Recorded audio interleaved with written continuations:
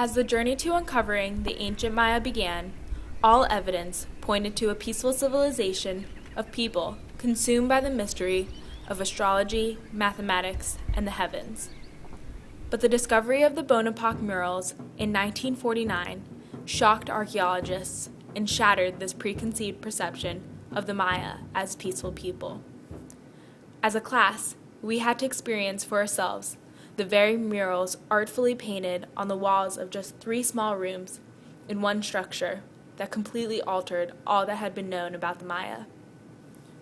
These colorful murals provided a rare view of the gruesome daily life of the Maya, revealing courtly life, war, and ceremonies.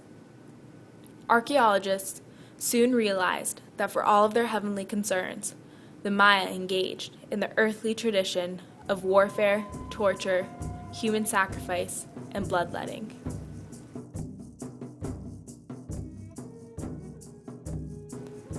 Images depicting bloodletting as a sacred practice appear with frequency in Maya stela, murals, and vessels.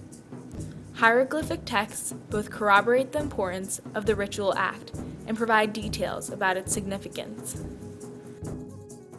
Maya of elite status performed bloodletting rituals that involved the sacrifice of high-ranking war captives and others, including kings from outside cities, as well as self-sacrifice. Common forms of bloodletting included men piercing their foreskin with stingray spines and the ripping of fingernails of captives as torture. They would drip their blood onto paper or into sacrificial bowls to burn as offerings.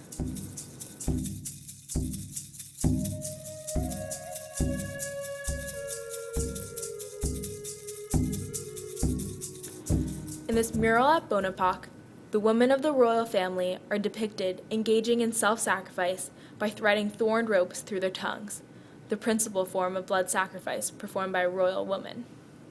On the bottom left is the young heir who may be engaging in his first of many bloodletting rituals to come. Lintel 24 at Yaxchilan portrays a similar image. Lady Jacques, Shield Jaguar's most prominent wife, kneels in front of him, running a thorn-studded rope through her tongue. On the subsequent lintel, Lintel 25, she burns the blood-spattered paper that she carries in a bowl, creating clouds of smoke that manifests as a serpent.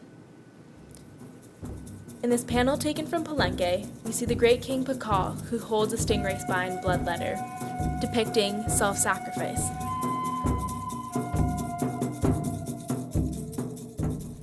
Blood sacrifice rituals were performed at various times, generally in accordance with astrological occurrences before harvest in the rainy season, as well as important events such as the births of new heirs, ascensions to the throne, and anniversaries.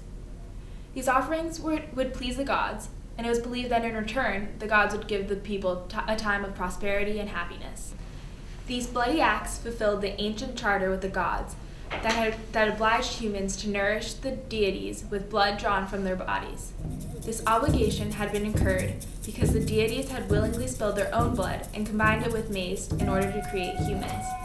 Through auto-sacrificial rituals, Maya people returned the divine gift of sustenance to the gods. Similarly, the Maya risked their lives by playing the deadly ball game in order to fulfill their heavenly duties.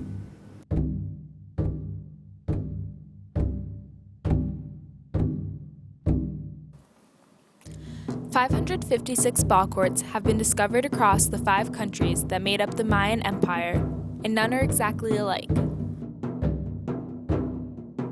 Archaeologists believe that some of them were used to play the real game, some of them are only to practice the game, and some of them are just a symbolism of the game. And probably that is why we see different characteristics in the ball courts. Upon first uncovering the ball courts at the ancient Mayan sites, archaeologists assumed that they exclusively served for recreational use. However, after discovering the Mayan Bible, the Popol Vuh, and the story of the hero twins, historians realized that more than anything, the ball court in the game not only had religious importance, but was in fact the most sacred practice of the Maya.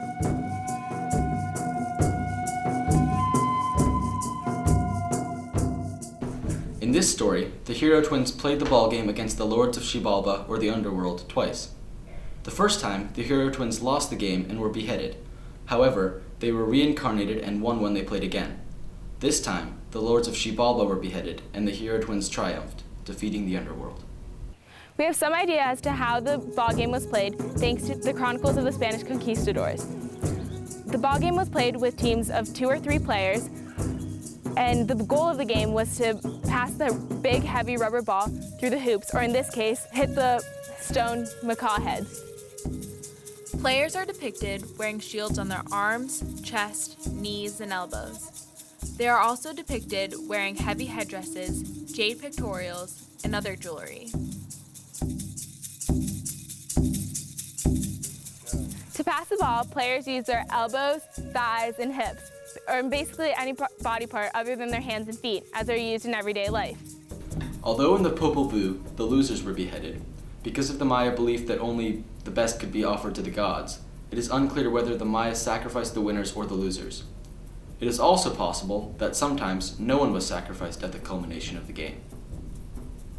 The game itself was a fast and dangerous sport, and sometimes unintentionally ended in death.